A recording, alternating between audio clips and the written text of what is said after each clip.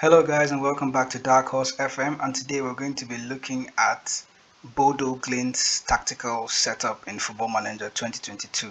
If you're not aware of which team Bodo Glimt is, they are a Norwegian side that have actually surprised Europe in the last two seasons as well. So they have a unique style of play that it's very forward moving, and it has surprised a couple of teams in Europe already, and they've managed to actually outclass AS Roma and Jose Mourinho in one of the European competitions that they played recently.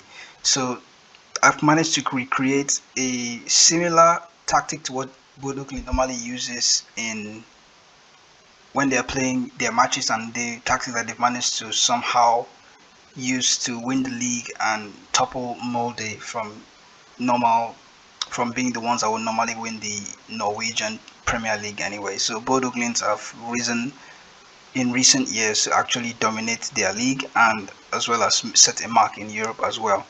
So the tactic is a 4-1-2-3 wide DM wide tactic as well, and I'm going to go into the player roles and team instructions very soon. There are two variations of the tactic, and the two variations of the tactic that they have is not used in isolation, like you use one tactic for a particular game or you use the other tactic for a different game.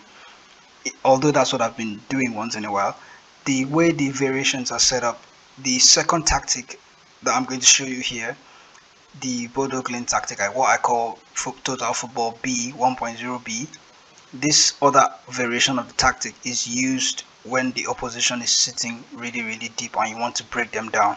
So I'm going to go into the team instructions as well. I'm going to look at player roles and team instructions and how the tactic works, and we're going to look at the results as well that we had so far during the season, because I've not been able to complete the season yet, but the results I've had so far made me compile this video, or know that I had to just create this video and then share this tactic with you guys to test it out and try with your teams. So guys, before we move forward, if you're new to the channel, remember to hit the subscribe button and also hit the like button as well, and leave a comment if you find out how this tactic works out for you, and if you find out something unique about this tactic that you actually like, just let me know in the comment section as well. Remember to subscribe to the video, and then let's get into the tactic and the player instructions and team instructions really quickly. Or rather, before we get into the player instructions and player roles, I'm going to show you the results of what this tactic has managed to achieve so far during the season. It's been black and white really in my opinion, but if we go into the shadow, we can see that our first game was a Super Cup against Molde and we lost 1-0. It was quite tricky because I assumed that my players weren't really used to the tactic just yet, but we lost our first league game against Molde and I was starting to feel really awkward, and back then the tactic was still blank, so I was still building it up from scratch and using the research that I had done so far about Bodo Glimt, and I managed to create the player roles and then the midfield roles, the player instructions, internal instructions as well. But at the time we lost to Bodo here, the tactic was still at infancy. I was still building up and making tweaks to what was going to turn out to be the last version of the tactic, and I'm still going to make tweaks as well much later, but I feel where we are now with this tactic, it's the final point. So looking at the results we had so far, we had a good pre-season as well. We managed to beat Cup 9-2 in a Norwegian Cup, and looking at the team, I'll probably expect Bodo Glimt to beat Cup, but to beat them 9-2, it was really something. So we went on to beat Storm Godset. I think I pronounced that well. Strom's Godset. We beat them 5-1. We beat Jondalen 4-0. Oh, I'm going to be sacrificed for this. And then the standout fixture from all this was the win over Molde. So we had our revenge against Molde, and then we gave them 7-0 in our home. We went on to rack up more victories as well, and we haven't lost since we lost to Vikings. And in this game, I'm trying very hard to try and remember what happened that we lost this game. But then so far we've been able to keep clean sheets as well, so the tactic is very good defensively as well as in attack. So as you can see, the tactic is a 4-1-2-3 DM wide tactic, and we'll start with the goalkeeper's role. Here I made my first tweak. The goalkeeper for Bodo Glimt is Joshua Smith, but he's a super keeper on defend. And when Smith is in the team, this role will actually be super keeper on defend. But because I signed Haikin is an exceptionally good sweeper keeper on attack because he has very high eccentricity, and I couldn't just leave him as a super keeper on defense, so I had to set him to super keeper on attack. And then there are no instructions for the super keeper. The fullbacks in Bodo Glimt's tactic are set to stay very wide. That allows the central defensive midfielders to also carry the ball and leave the defense. So when the goalkeeper plays the ball out to the central defenders, he avoids the fullbacks, and the fullbacks are very wide to try and stretch the wingers and not allow the wingers get very near to the central defenders. So one of the instructions for the fullbacks is to stay wider.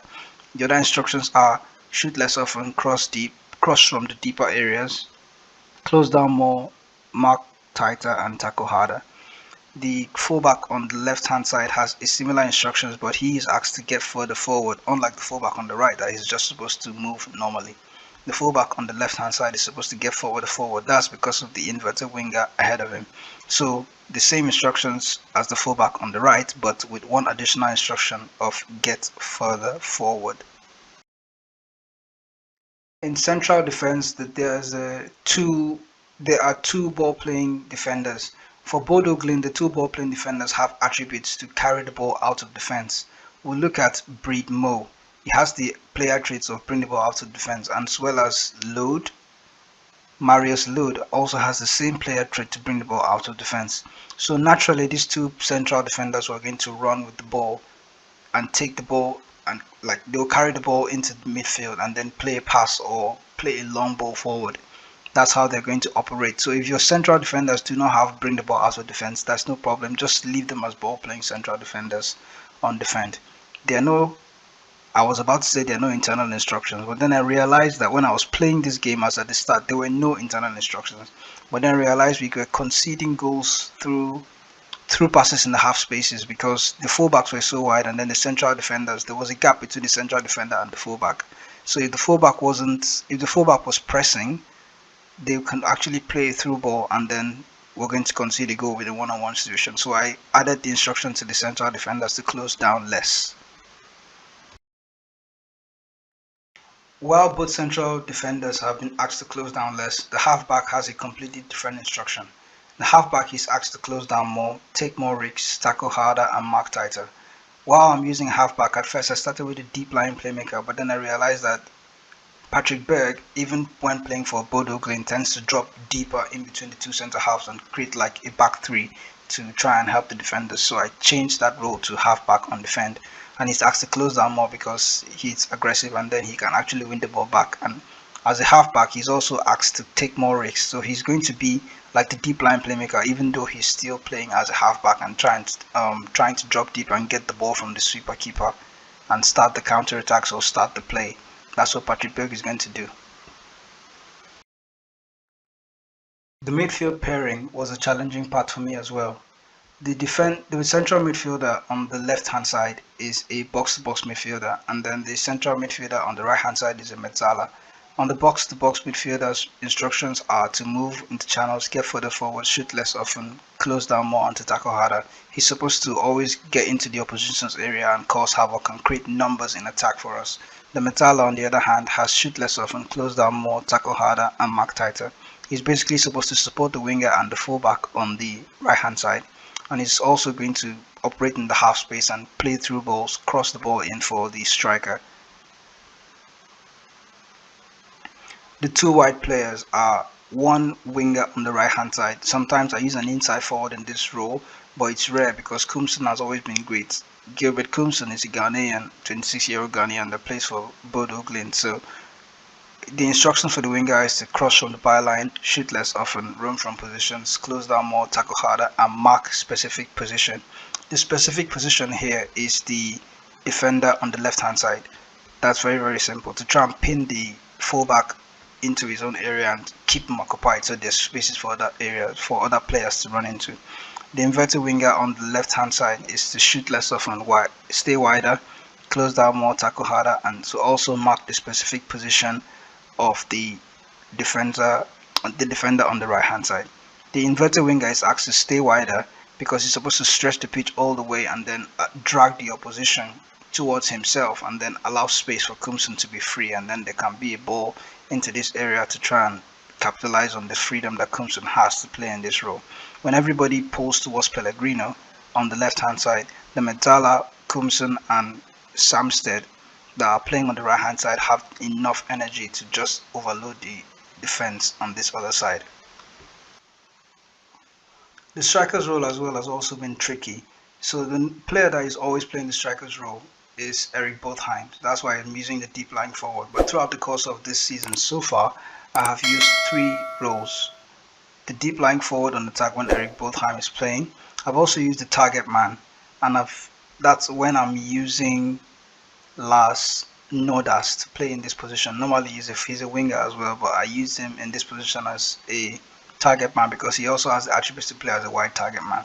The last role I use is the pressing forward on attack, but I didn't use that one too long. I only used it when I realized that my players weren't engaging the opposition's defense a lot, so I opted for a pressing forward for a few games, and then I noticed that it helped, and then at some point I realized that Eric Bothheim was not used to that kind of pressing, so I just switched him back to deep lying forward on attack. And since he's injured right now, Solbakken has been the one playing in the deep lying forward on attack, and he's been doing so well so far. So that's the tactic in general for player instructions and internal player instructions. We're going to go into the team instructions now. In possession, the team is asked to press a lot more often because Bodo can press from the front and then they engage the opposition as long as possible until they can win the ball back. They're also asked to use tight marking, and when the team is pressing, I have opted to not include prevent short goalkeeper distribution because I want the goalkeeper to actually distribute the ball short so we can press the opposition. The defensive width is narrow, and then the defensive line is higher defensive line and a high line of engagement as well. The offside trap is not turned on in this case. In transition, this instruction for the goalkeeper instruction, at some point it was roll it out to the deep lying playmaker. But as time went on, I realized that Heiken is a cheaper keeper on attack, so that means I'm going to want to use his eccentricity a lot more, so I turn this off. But when Smith is in goal, I turn on the roll it out instruction and then distribute it to the deep line playmaker or to the center backs. No way are you supposed to distribute to fullbacks. Never distribute to fullbacks because the fullbacks are avoided during the build-up play. In possession, the team width is fairly wide, but over time I switched this to wide at some point, but then I dropped it back to fairly wide because I noticed the team instructions already had that the players should play in wider areas. I already told the specific players that needed to be wide to stay wide. So the team instruction is fairly wide.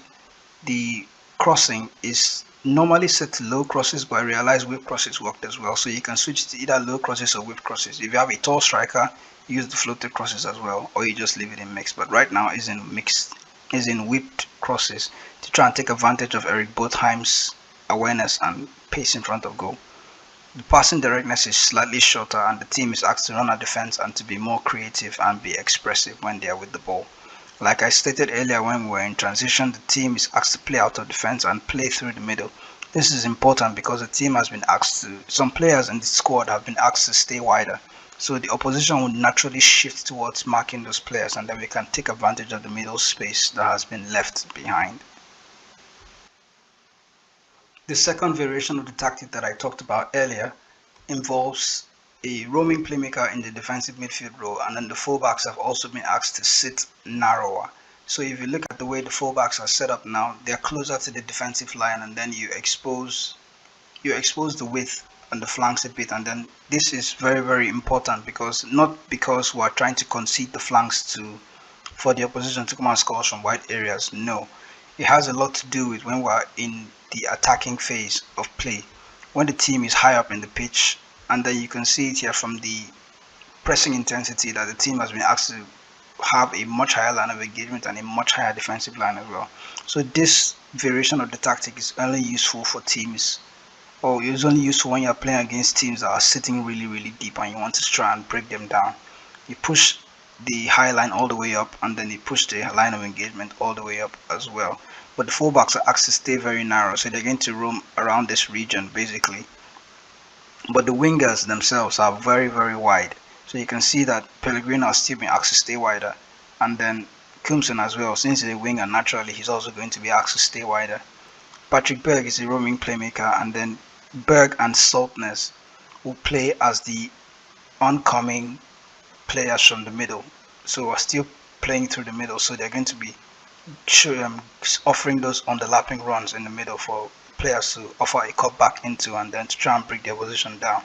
So that's basically how the tactic is different from the original halfback and fullbacks that are so wide. The difference here is that the fullbacks have been asked to stay closer to the center halves as well, and then that's when they are all the way up on the field, and the purpose of that is to break down the opposition's defense.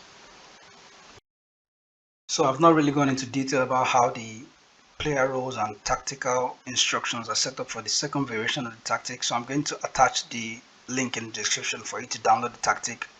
You can click the link in the description below and download the tactic for yourself and then try it out. The two versions of the tactic are going to be included in the link in the description below, so you can extract it and then test out the tactic for yourself. I've tried the tactic as well with Manchester City for a few games. We struggled at first, and I expected that because Bodo Glimt had the same struggle also to try and get used to the tactic, but once the familiarity is all the way up, you're not going to have a problem. You're going to start achieving results that I have achieved using this tactic so far. We can see currently that if you look at the competitions as well, Bodo Glimt has the most goals so far, the fewest shots on target, the most possession, the best dribbles, the fewest conceded as well. The most points per game is still Molde. That's because for some reason I don't know why they are still first, but I feel over time we're going to take over from Molde, because as at the start of the season we were like 7th or 6th with points per game, and then in a few games, in a few familiarity, or once we got used to the tactic per se, we rose all the way to 2nd in a few weeks, and then over time we're probably going to win the league as well. So that's the summary of the tactic, guys. So far so good. Let me know in the comment section how the tactic worked out for you. You can download it and try it for yourself, and then I'll catch you guys in the... So like I said, let me know in the comments how it works out for you. This tactic doesn't have a set piece routine that has been set up inside. There is no set piece attached to the tactic as well. And the opposition instructions, wow, I almost forgot. The opposition instructions are quite important. You're going to press the center backs or one of the center backs, but naturally I'm going to give one rule of thumb. Let your assistant manager do the opposition instructions. If you're using a good team and then you have a good assistant manager, he's going to give you good instructions as well. So just follow the assistant manager's instruction. But if you're using a team that doesn't have a good assistant manager, try and close down the fullbacks, close down the... You can, like the right fullback now, Bojack, I can set him to trigger press for Bojack and tackle him normally and then show him onto his weaker foot so he doesn't cross the ball or come inside. But that's basically most of it. And then, like I said, ask your assistant, and then the attackers as well. You're supposed to mark these attackers and then show them onto weaker foot. The central midfielder that is the deepest in the row, this is just what I do during the game, so I don't know if it applies to everybody, and it's not something that I would say you must do this, but so far so good. This has worked out for me. The deepest player, or the player that has good passing range, I can see that Tomasz Podstolski looks like a deep line playmaker in this team, and then I'm going to compare him to Niewarowski. Not much information about him, so I can see that Podstolski is the player that I'm supposed to keep an eye on. So I'm going to set the trigger to press him and then mark him really hard because he's the playmaker. So that kind of nullifies the threat that he offers. So guys, that's the tactic in summary basically. So let me know in the comment section how it works out for you, and then I'll catch you guys in the next video. Remember to hit the like button if you enjoyed this video and to subscribe to the channel as well, and I will catch you guys in the next video.